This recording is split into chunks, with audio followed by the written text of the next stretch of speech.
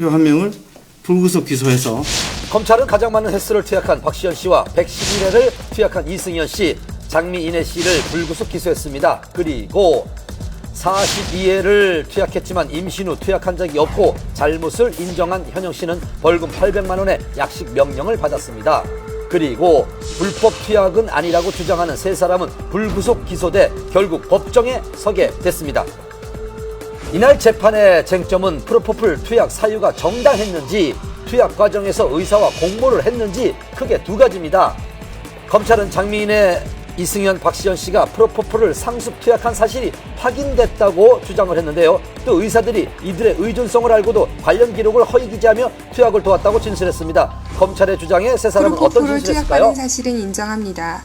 그러나 의료 목적이었을 뿐입니다. 여자 연예인으로서의 자기관리를 위해 고통을 감수하며 피부 미용 시술을 받았으며 연예인이 아니었다면 그런 시술을 받을 필요도 없었을 것입니다. 의사가 공모한 것이 아니라 의사의 의료적 진단하에 투약한 것입니다.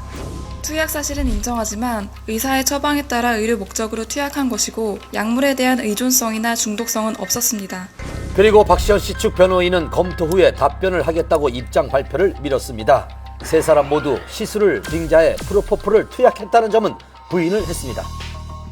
재판장 같은 경우는 이 세간에 너무 심하게 집중이 된 이런 여론 탓에 이 세 명의 피고들이 정확하게 진술을 하지 못할 수가 있기 때문에 마음을 놓고 했으면 좋겠다라고 이렇게 당부를 하는 모습도 있었고요. 또 세 명 같은 경우는 다소 이러한 여론들이 부담스럽게 느껴지는 듯이 고개를 숙이거나 혹은 재판장의 질문에 조그맣게 대답을 하는 등 그런 모습이 보였습니다.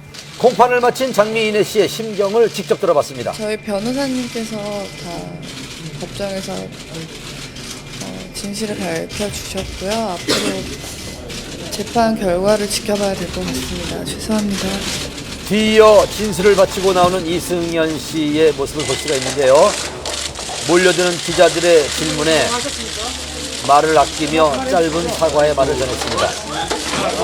이승현 씨 한 말씀만 해주세요. 조심하세요. 조심하세요. 죄송합니다.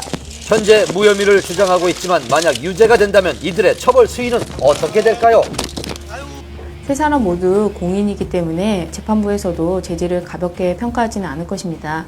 이 사건 법정형이 5년 이하의 징역이나 5천만 원 이하의 벌금형이지만 실제 양형에 있어서는 피고인들의 과거 전과, 투약의 양, 투약에 이르게 된 경위, 또 재판 과정에서 반성의 정도 등 종합적으로 고려해서 처벌이 줄어들거나 늘어날 수 있습니다. 세 사람의 다음 공판은 4월 8일에 열릴 예정인데요. 검찰과 세 사람의 입장 차이가 팽팽한 현재 과연 진실은 뭔지 사건의 추이를 지켜봐야겠습니다. 방송인 김용만 씨가 불법 스포츠 도박을 한 혐의로 검찰 조사를 받았습니다. 개그맨 김용만 씨가 10억 원대 불법 도박 혐의를 받고 있다는 소식이 전해져 연예계에 파장이 일고 있습니다. 김용만 씨는 지난 5년간 스포츠 도박 사이트에서 10억 원이 넘는 돈을 베팅한 혐의를 받고 있는데요. 그는 지난 19일 검찰 조사에서 매니저와 함께 취미로 시작했지만 끊을 수 없었고 돈도 수억 원 잃었다고 진술했습니다. 곧이어 자숙의 의미로 진행을 맡았던 다수의 방송 프로그램에서 자진 하차를 했는데요. 또 오랫동안 자리를 지켜왔던 지역사회 홍보대사에서도 해촉될 예정입니다.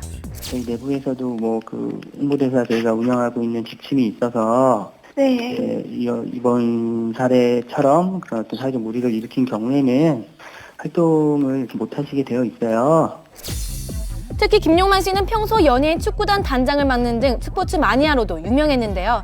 이번에 김용만 씨가 적발된 것도 불법 스포츠 도박 사이트, 현재 스포츠 토토를 제한 유사 사이트는 모두 불법입니다. 스포츠 토토와 그 불법 사이트의 운영 방식은 거의 유사합니다. 다만 불법 사이트가 좀 더 다양한 베팅 방식을 도입하고 있고요. 집이나 PC방 등에서 손쉽게 접할 수 있습니다. 단속이 가장 효율적인 방법은 결국 운영자를 잡는 겁니다. 근데 운영자가 주로 외국에 있는 경우 많고 외국 서버를 이용하고 있습니다. 그렇기 때문에 증거 수집에 어려움이 있고 그래서 단속이 잘 이루어지지 않고 있습니다. 그동안 연예계는 끊임없이 도박 문제에 시달려왔습니다. 많은 방송인들이 불법 도박 혐의로 무리를 일으켰는데요. 연예인들은 왜 도박에서 자유롭지 못한 걸까요? 안녕하세요. 연예인의 직업적 특성상 인기를 얻기까지는 상당한 어떤 스트레스, 경쟁, 긴장감이 높습니다. 특히 개그맨들은요. 그 순간적인 상황에서 웃음을 유발하기 위한 그런 어떤 그 순간적인 긴장감은 다른 직종에 비해서 상당히 높다고 볼 수가 있습니다.